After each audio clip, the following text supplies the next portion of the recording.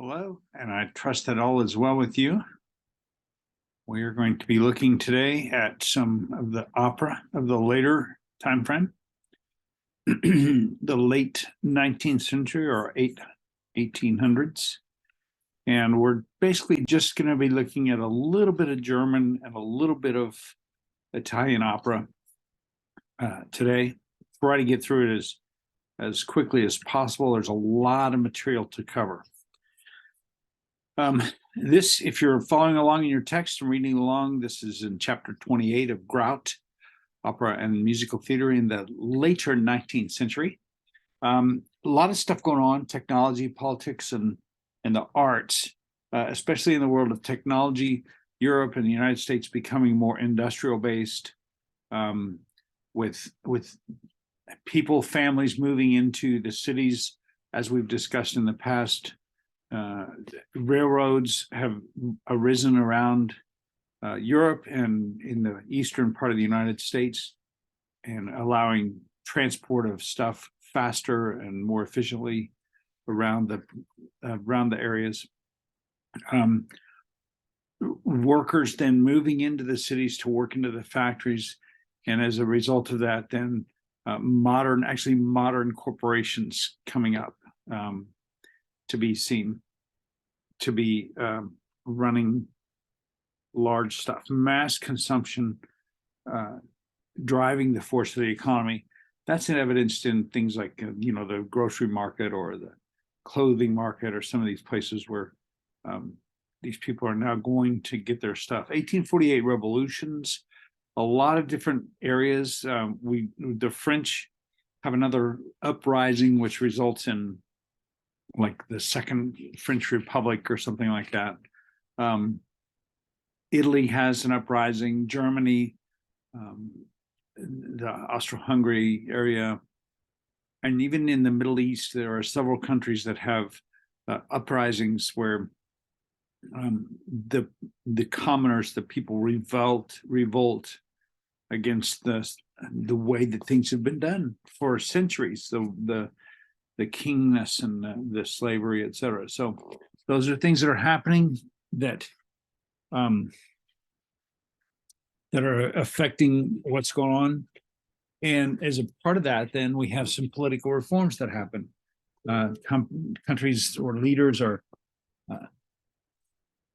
kings are done away with in some places, and there's more of a move toward a democracy or democratic style of governance, and that aids in the whole idea of national unification of countries forming, the German countries coming together. This is who did this painting? Well, this is a French revolutionary person, and there it was. All right, so we have this rise of nationalism. Excuse me. Culturally, there's the unification of languages, because a lot of these places have not had up to this point one language, that each tribe might have a language, or each people group. On the other hand, in some places, the national tenor worked against the political unity because of the diversity of the people coming together. Art and music also saw some of the influence from that, with composers looking to their own folk songs, their own melodic and harmonic styles, their own ethnic groups, to find material and to produce sonorities and styles. And of course, the growth of music in other places, like in Russia, where they had the search for the independent native voice. I mentioned in a session not too long ago that there was a lot of influence from Catherine from the Western world, and in Russia there was a lot of architecture that looks Italian or French or German, You can picture Russia. It's the largest country, and it's huge, covers a great span of space, and all kinds of different places, languages coming together to form what is now thought of as Russian. So there's a lot to bring together in that area. Exoticism is this idea of looking at and drawing out those features, those things that are particularly enticing, if you will, not in the norm. We see that as we near the end of this chapter, when we start talking about Bohemia, and also though in the French, George Bizet, and his Carmen, which will be in the next lecture. Carmen is also an example of that. It's exoticism, and then a mix of realism and fantasy. So in opera, we have, as we continue this idea that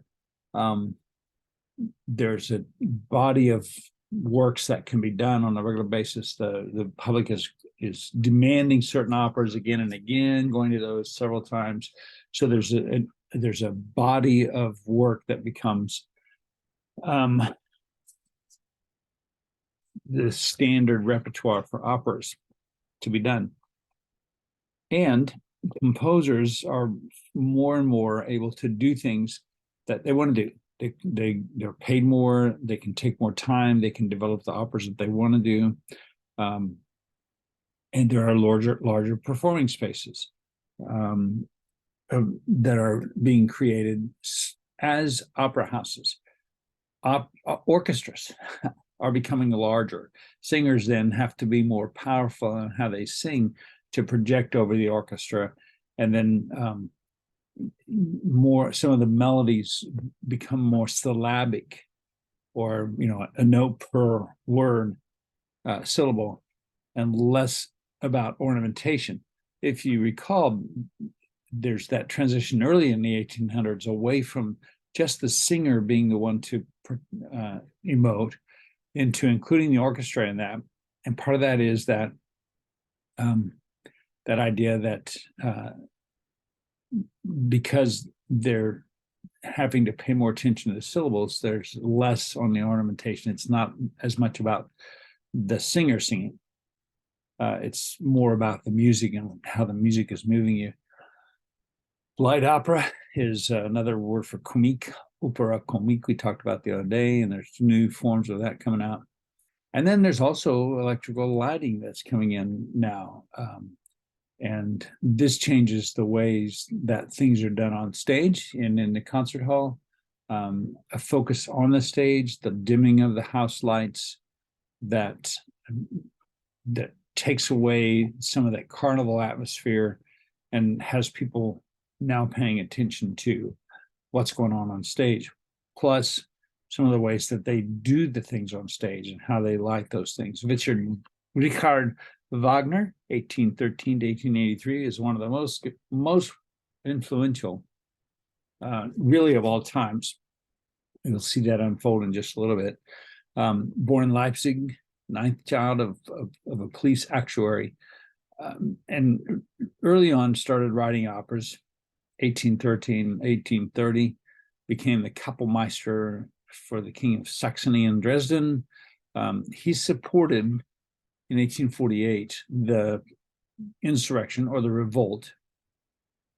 Actually, in our world right now, insurrection is a pretty well-known word, so we'll just leave it there. The insurrection of 1848 in Germany, which was suppressed. So he fled to Switzerland and did most of his stuff in Switzerland. In either 1870, the dude was 57 years old, I think, in 1870. Married Cosima von Bühler, daughter of Franz Liszt. Okay, so while he's in Switzerland, wrote a lot of material, not just music, but also ideas about music. Some of those are listed here: the artwork of the future in 1850, opera and drama.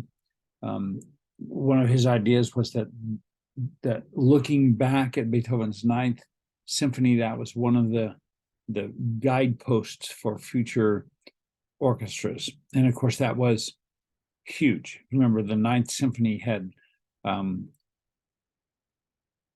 a full chorus of 4 soloists, had the whole, like, 68 to 70 instruments on stage, and it was 5 movements long. It was just a whole thing. And Wagner's music, as you listen to that, kind of reflects that. Of course, he saw himself as Beethoven's successor. Now, let me just say right here, I probably won't mention it again.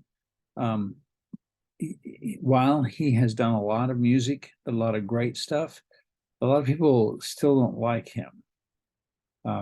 He was anti-Semitic,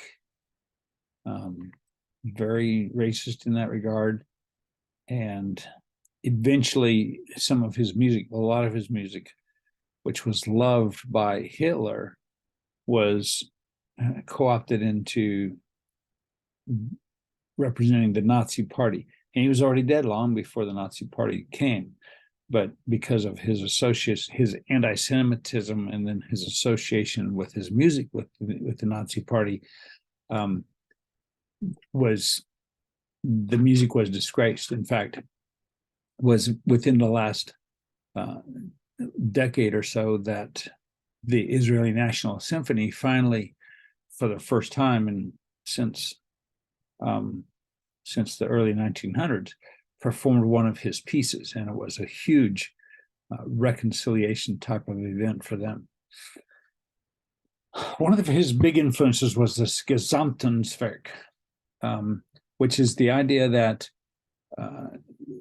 you have a total or collective artwork, absolute oneness of the drama and music. In fact, you've got out your piece of paper and your pencil, or you need to pause and go open an email, whatever you need to do to get that done so that you can come back and write down on your piece of paper that word, Gesamtkunstwerk. Gesamtkunstwerk. Gesamtkunstwerk. Gesamtkunstwerk. Collective artwork.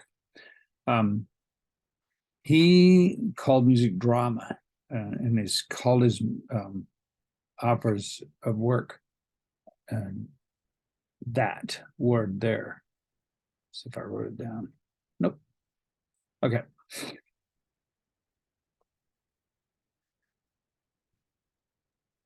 Excuse me.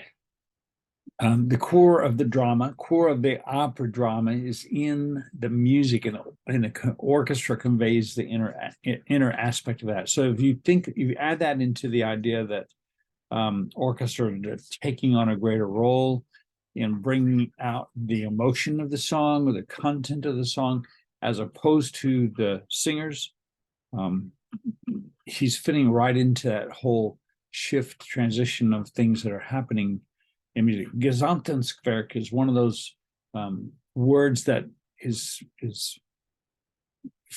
from his time in the 1800s, is still a concept that drives a lot of things that we do in music. The sung words articulate the outer aspect of the music, while the instruments convey the inner aspect of the music. And he kind of flipped the hierarchy on its head. Rather than singers at the top and then the orchestra and the composer, the orchestra was the chief factor, the driving force, and then the singers kind of had to fit into that, and the vocal lines as part of the texture rather than the main event for the thing. Excuse me. Also, this idea that the Gesamtkunstwerk could transform society, could help reform society. Now, let's talk just a minute about that. This is the mid-1800s, and if you think about some of the other things that are going on,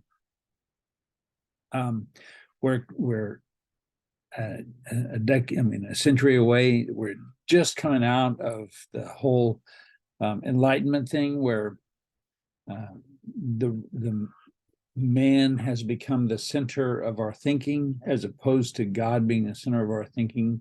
Pre-Enlightenment, Enlightenment, the individual, the rise of the individual, and the ideals of humanity, and the dignity. Let's call it the dignity of man. It's happening also in the religious world. This is the time that's late 1700s, early 1800s, where we see in Scotland and England the Sunday school movement, which was designed to help children who were in the factories or in the coal mines or wherever they were working from daybreak to sunset, 6 days a week. And then on that seventh day, on Sunday, Rakes and some of the other guys would put together these Sunday schools to help the students have something to do, also to help reform society. So Gesamtkunstwerk and what's happening with the other music ideas at the same time are all geared toward the same ideals, all coming out of the same kinds of things. One of his early operas was Der Fliegende Holländer, The Flying Dutchman, 1843, written in the tradition of von Weber. Excuse me. Wagner wrote his own libretto. We talked about librettos last time. And he brought in a lot of different motifs, leitmotifs, which are, as we expressed earlier, a musical characteristic or a musical phrase that is designed to represent sort of a particular idea or character. I want to talk just a minute about the makeup of that orchestra. You know, I've said that the orchestra is getting larger, and this is now the example of that. In the Flying Dutchman, there's a piccolo, 2 flutes, 2 oboes, one who doubles with the English horn, cor anglais, 2 clarinet players, 2 bassoon players, 4 horn players, 2 trumpets, 3 trombones, and a bass tuba. There's also a timpani and harp, and then a full component of strings, first and second violins, violas, cellos, and double basses. Now, in the makeup of string orchestra, you generally think of, if you have a quartet, it's one, violin, viola, cello. In a chamber orchestra, you might have 4 first violins, 4 second violins, 2 violas, 2 or 3 violas, 2 or 3 cellos, and a bass, double bass. In a full orchestra, when you're also competing with the trumpets and trombones and oboes and all that, you're going to have anywhere from 8 to 15, and in an opera setting, usually closer to 6 to 8 firsts, 6 to 8 seconds, 4 to 6 violas, 4 to 6 cellos, and then a double bass or 2. So you're really getting into a big size orchestra when you do this. The Flying Dutchman, in addition to that, has an on-stage component with 3 piccolo players, 2 or 6 horn players, a tom-tom, and a wind machine. So there's a band that takes place on stage. Kind of a fun little deal there. I think that's really all I wanted to say from that. The leitmotif idea is that leading motif, which is an association with a character and a theme, a musical theme that represents a particular character. Other early operas, Tannhäuser and Lohengrin, and then by the mid-1850s, he had written the Ring Cycle. Tannhäuser, the Flying Dutchman was originally written to be performed all at once, but it's performed in 3 acts. without, well, 3 acts. It was written to be performed without pause. Now it's written, now it's done with 3 acts. The ring cycle is, I believe, 5 acts, and it goes for days. So if you're going to go to a full show of the ring cycle, you take a sleeping bag and lunches, and it's just a long piece. Okay, so here we go. 4 dramas. It's a cycle of 4 dramas about the ring of Nibelung. Think the Lord of the Rings, in terms of, you got 3 movies. Did they make out of that, or did they make 4? And that was Mockingbird. They made 2. So the Lord of the Rings, 3 movies, epic long movies, 3 books in the trilogy. In his ring cycle, there are 4. The Das Rheingold, die Valkyrie, Siegfried and Götterdämmerung, the Triad of the Gods. And he had a theater that was built to his specifications to at what was it? Beirut. On this theater, this is the outside. This is where people come in. This is where the action takes place. This is where the people sit, and this is the stage. This part up here is for all of the flying things. So when your stage is down here, and you have flats that are on pulley systems with ropes, and they come up into this section here. Dressing rooms and changing rooms and all kinds of back places. So this is a sketch of the place that he built. In addition to some of those changes, you notice that he had a large orchestra hidden from view underneath the thing down below. Usually they had been sitting down front, out where everybody could see him, hear him. Now they're down below the stage. Of course, there's a lot more of them too, so they can be heard pretty well. The hall lights are dimmed, and that's part of the electronic lighting coming in. Electric lighting puts the focus toward the action on stage.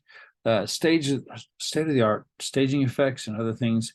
We're not going to go into the big story here, but this is one of those. This is a picture from a very, very early production. You see the ladies, because by this time, photography and the Durga type was already being popularized, and that's the Durga type is a type of photography where it's etched into a piece of metal. Raw photography. We have photographs from as early as the Civil War and just right before the Civil War, so it's not unheard of that this is actually a picture of one of those productions. And you see the gals in the what is supposed to represent the water, and they're singing their song. These are let me get, I have that written down. Oh, it's over here. Sorry. Where'd I put it? Hang on a second. I'm going to tell you what they're singing, because we're going to listen to just a little bit of it. This is Via Vaga Vogue. He's great. This is the opening, the prelude, the opening scene of Das Ring. Via Vaga, wandering waters, swing ye our cradle. Vagala, Vea, Vala, blah, blah, blah. That's sung by Voglinde. Velgunde sings, Voglinde, watchest alone? And Voglinde answers, well, if Velgunde came, we were 2. And Velgunde comes in, how safe is thy watch? And she answers, safe from thy wiles. And Flossehild from above sings, hi, hi, wild watchers, blah, blah, blah. It's just, that's all you need. We're going to watch a little bit of this in a different, more contemporary setting.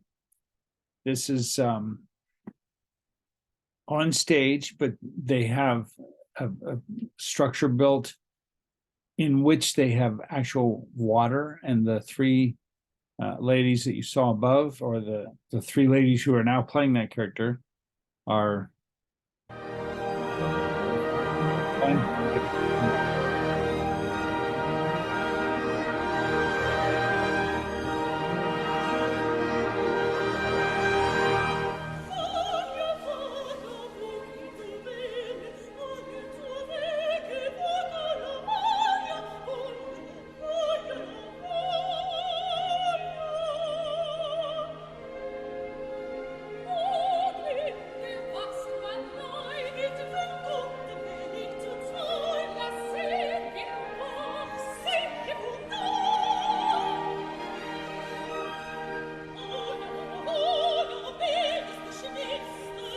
already here that the voices are more parallel.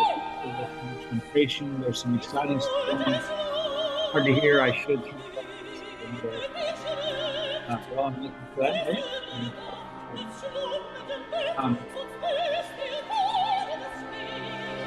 this opening scene is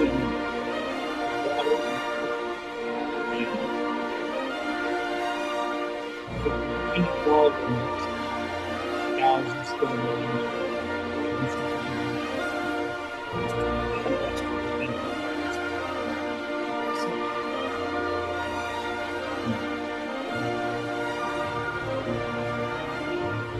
all of this back here is screens and water images on the screens. This is water images on the sides of the thing here. These three ladies are in the water, and here is like that for the water, for the hill.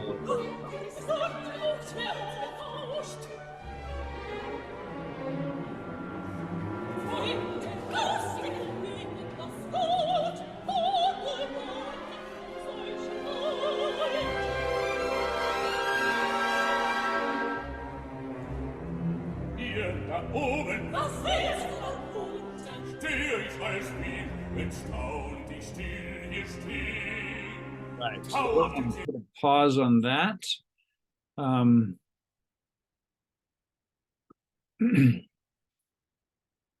There's more to that. Alliteration is a big thing. Incidentally, I had my French expert just walk in.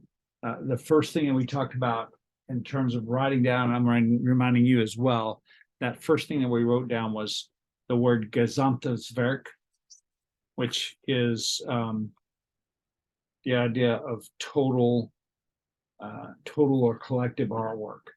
And it's this idea that the drama and the music are one, and the drama comes out of, is incorporated in the music. And when we say that, we're not just talking about the singing, we're including that orchestration. As you heard there, the singers were singing more syllabic, more word per note, not much ornamentation, but the strings, man, they were just going crazy with ornamentation. But he also does this stuff, stop rhyme, not really good with German, better with German than French, which is alliteration. Alliteration is the use of a similar consonant, like that thing we had just a minute ago. Vega, Vaga, Wandering Waters. In German, that's Vega, Vaga, Voga, du Welle. Vala, Zerveiga, Vagala, Vai, Vala, Vaila, Via. Oh my gosh, so many W's in there, so much alliteration in there. That's called Stabrime in Wagner's time and frame.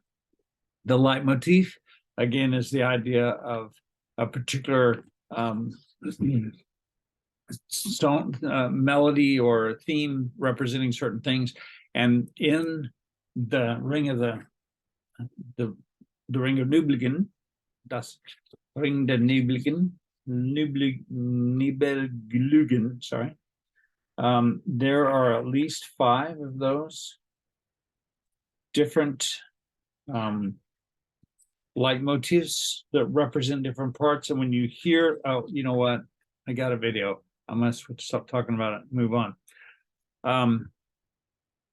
In fact, we're gonna skip in leitmotifs and rings. So first mention of rings, at the first mention of rings, there's this descending by thirds to landing on a half diminished seventh chord, and then it rises from there. It looks like this, and this is kind of hard to see. Blum blum blah blah blah blah blah blah blah blah blah blum blum blah blah blah.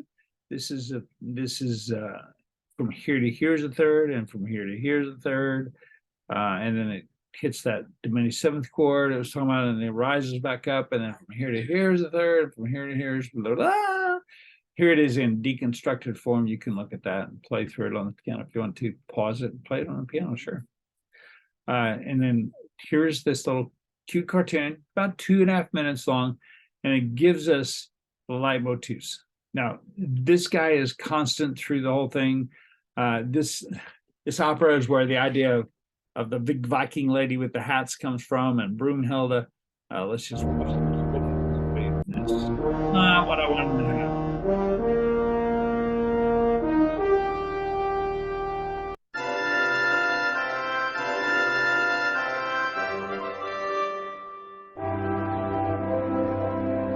They're playing.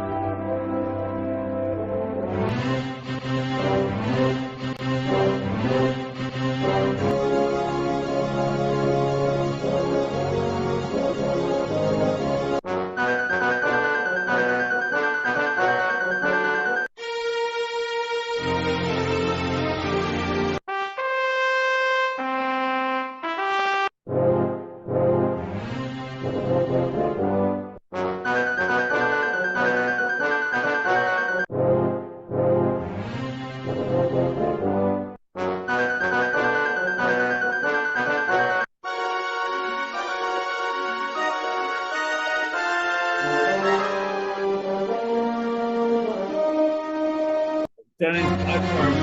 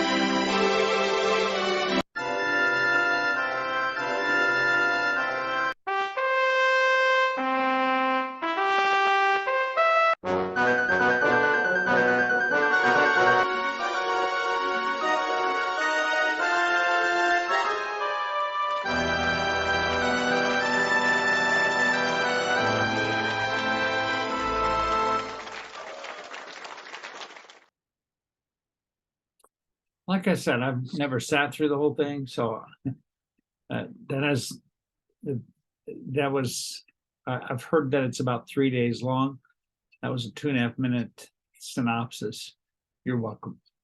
Okay. Others that he wrote, Tristan and Isolde is another famous opera that he did. Der Meistersinger von Nuremberg, Parsifal. A lot of great stuff, a lot of great music, music that appears in the movies, like The Valkyr was a movie that came out when you were very young. That Ride of the Valkyrs is used in Apocalypse Now, as well as in Captain America. And Kill the Wabbit, Bugs Bunny uses that as part of it. One of the things about Wagner's music is that it's because it is Gesamtwerk, because it is so dramatic, it's used in an awful lot of movies and cartoons. especially cartoons. So even though he himself was wildly anti-Semitic and not really all that great of a person to know, he was really talented and wrote some great music. All right. We did those. We're not going to watch those. Let's go on. Here we go. Giuseppe Verdi. We're gonna split through him because we're just running along here. Born in northern Italy, had 2 children who died in infancy, and then his wife Margherita died shortly after that. So that kind of left him with a lot of angst to deal with. La Traviata helped him deal with some of that. We're going to listen to a minute. You're reading this, so you're reading in the text. Very much patriotic messages in his dramas.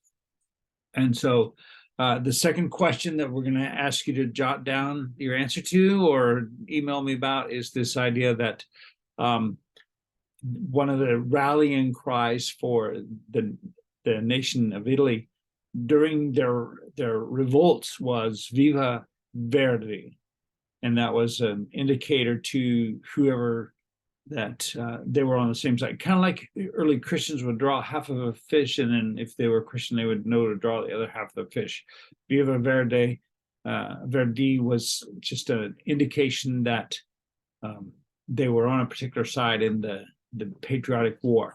A lot of nuanced stuff that he did and wrote that was nationalistic and patriotic in flavor.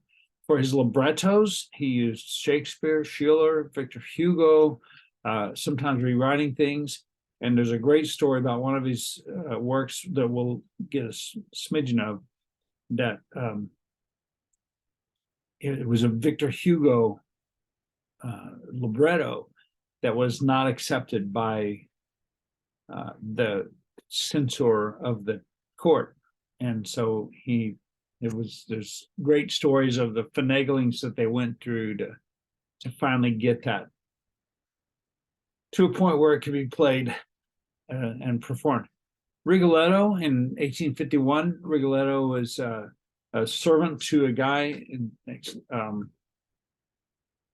and this is a little bit, I'm just going to play it. The Duke of that right there.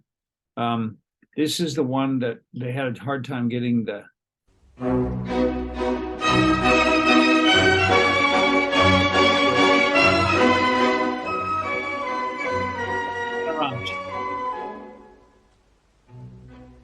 La donna è mobile, qual piuma al vento, muta d'accento e di pensiero.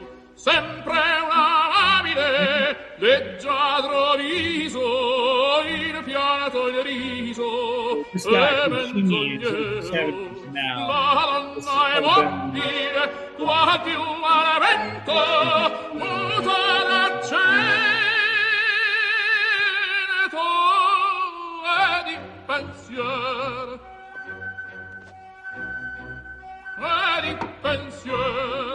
Etc. Here, there's a gal that comes in around here, and then in here you see a nun in the background, kind of watching, keeping her eye on him because she knows his character. And we're going to skip a bit, brother. Here's the lady from the other side that he's singing to, and they're being frivolous. And then this is Rigoletto here. His, I think they're called hand servants. And this turns out to be Rigoletto's daughter. And so Rigoletto is actually trying to get this Duke of Mantua to take her on as his wife. And then he goes out and talks with people. Okay, so moving right along. This is a different portion of the same show. This is Bella Figila. One of the interesting things to me in this is the makeup. Of course, when you're on stage at the Met, you gotta have makeup like that so that those of us who can afford the cheap seats. But those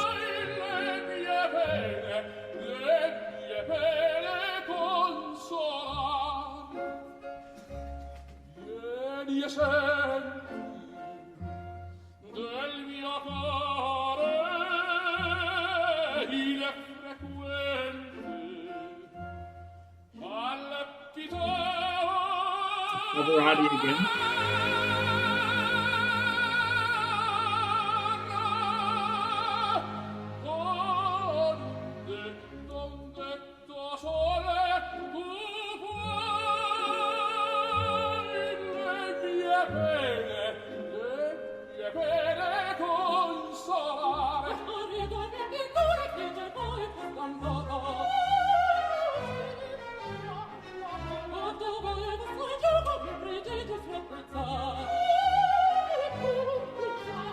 Taci, il piangere non va.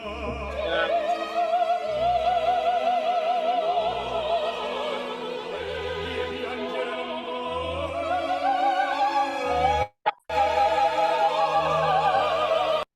And move on because time keeps on slipping into the future. La Traviata is another one. I told you that he lost his wife early on after losing a couple of children. And there's some tragic scenes in there, but you can hear in there, specifically with Verdi, he's a master of bringing the emotion in through the different instrumentation and the way that the violins hold things, intensify things. We talked about caballettas in the previous session, and it's nestled in between two other portions, and it's a change in character. And he uses that to really play with your emotions quite a bit. Let's listen to this. This is Parigi Okada. This is the Traviata, and I'll let the text explain itself.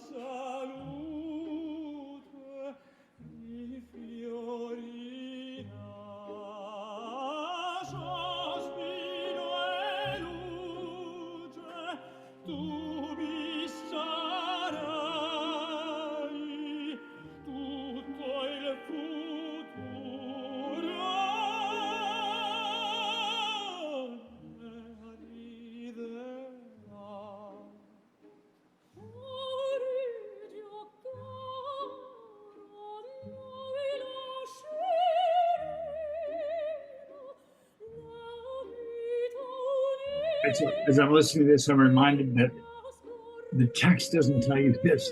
I read it somewhere else. She's actually dying of cancer, and they don't really make it out of Paris.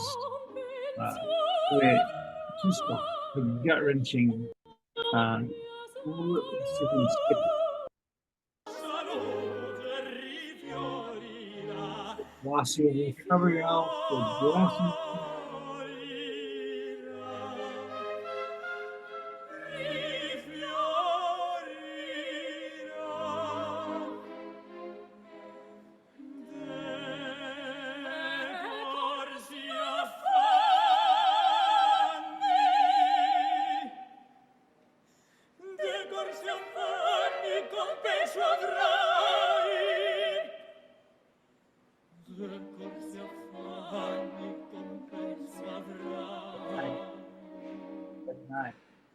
Have to go through this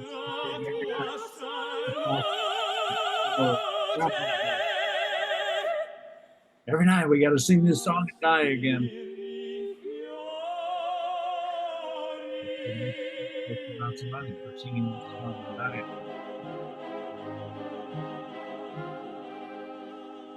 And they make more money first. All right. All right, Aida, another one of his, Othello, Falstaff, um, from Shakespeare's The Merry Wives of Windsor, and Henry the Fourth.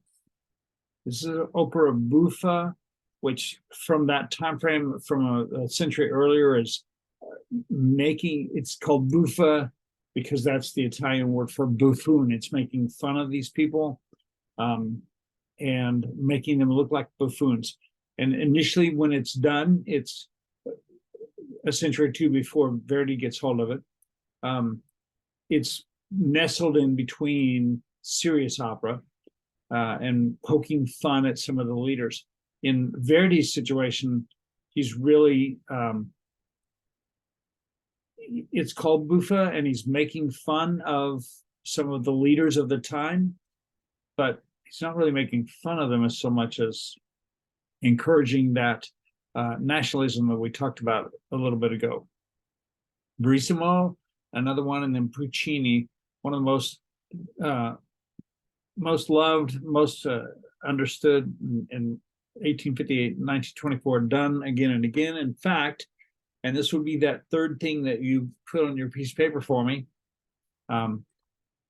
In a year or two before I came to work here, like in 2007 or 8, SCU actually put on Madame Butterfly. We had a young lady who had a kind of voice that could handle that. And so we produced it. So that third item that you would put on there is the Madame Butterfly. It's the one that we performed, that was performed here almost about 15 or 20 years ago now. Let's call it 15. Okay. Butterfly's marriage to Pinkerton, seamlessly dialogue and brief aria-like moments, kind of moved away from recitative and aria. Remember that a century earlier, we would have a recitative that moves the action along, and then we'd have an aria. And now the action is just kind of always moving, and it's in the context of the arias and the duets, even sometimes the spoken dialogue that's happening, as we saw last week. We're going to wrap it up here with Renata Tibaldi and Belle de Vie. I don't remember the rest of that.